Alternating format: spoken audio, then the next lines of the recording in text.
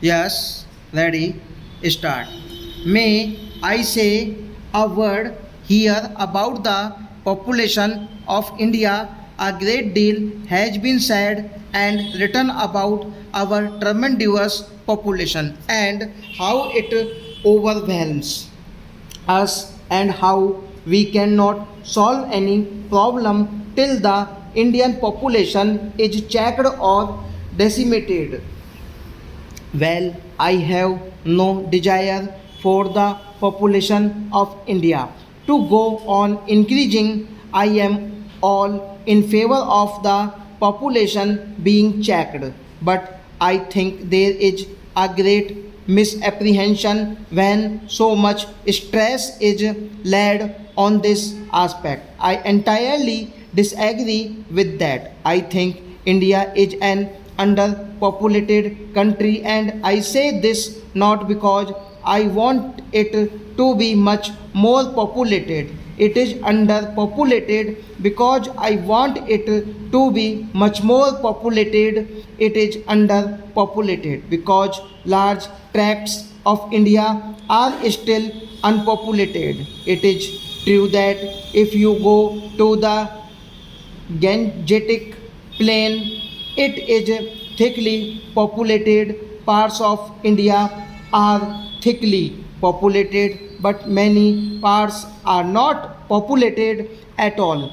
A delegate to this conference told me last night that coming from Karachi to Delhi, Madras, and then to Otakand, he was amazed to see the scarcity of population. Of course, he was traveling by plane.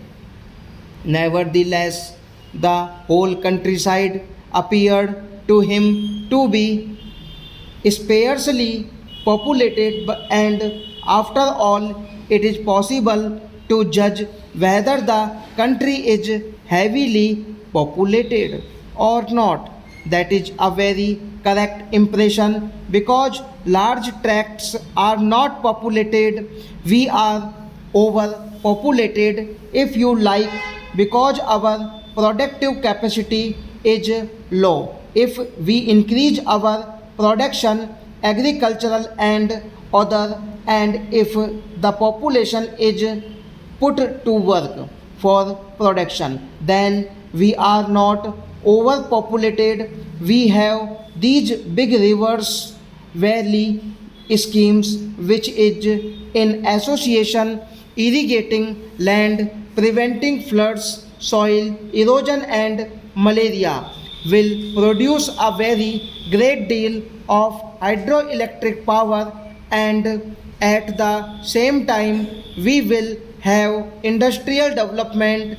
If you look at the map of India, you will see the noble range of the Himalayas from the north to the northeast. I do not think there is any part of the world similar in area which has so much concentrated power, latent potential power, if only it can be tapped and used. Well, we intend tapping and using it, but my point is that not only India but the whole of this Asian region of is full of vast resources, human and material, and the question before us is how to hold them together and produce results. Apart from increasing production in this way, I think it is important for us to utilize our existing resources better. I do not think they are being utilized to the best advantage. We can get more out of what we have than we have been doing. That involves in India as in the rest of Asia many problems: the economic system, the relation of capital and labor, and the satisfaction of labor. There is no doubt at all that in all or at any rate in most of these Asian countries there are long standing social injustice, and naturally where there are these social injustice you will not get proper and satisfactory work, especially now when there is an acute sense of social wrong and social injustice. I have no doubt that in India our production has suffered because of this acute feeling of social injustice. An individual or a community may undertake to shoulder almost any burden. We have seen during the last war how nations put up with the most enormous burdens in the shape of suffering and sacrifice, but always when there is a sense of sharing the burden inequitably, the burden being greater on some than on others, the sense of injustice becomes greater, and you do not have that harmonious working and cooperation which is quite essential today more so than in the past. Therefore, this problem has to be viewed from the human point of view, quite apart from a purely economic point of view. If one does view it from that human point of view,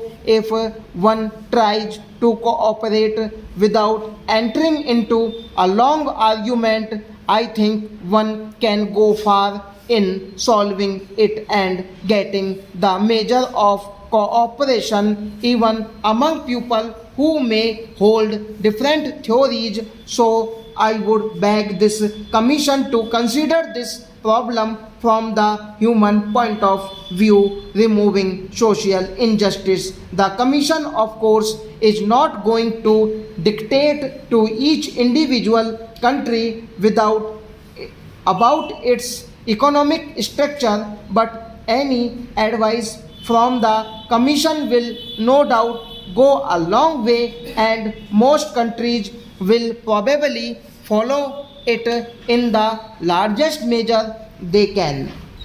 Now, to repeat what I have said, I hope this commission will bear in mind the fact that we are dealing with hundreds of millions of human beings and not abstract countries and abstract groups. Each individual is a member of a family with children who are possibly starving, who have possibly and had no education and no opportunity for growth and advancement. I mentioned right at the beginning certain parts of Asia which has not completely solved their political problems. Stop.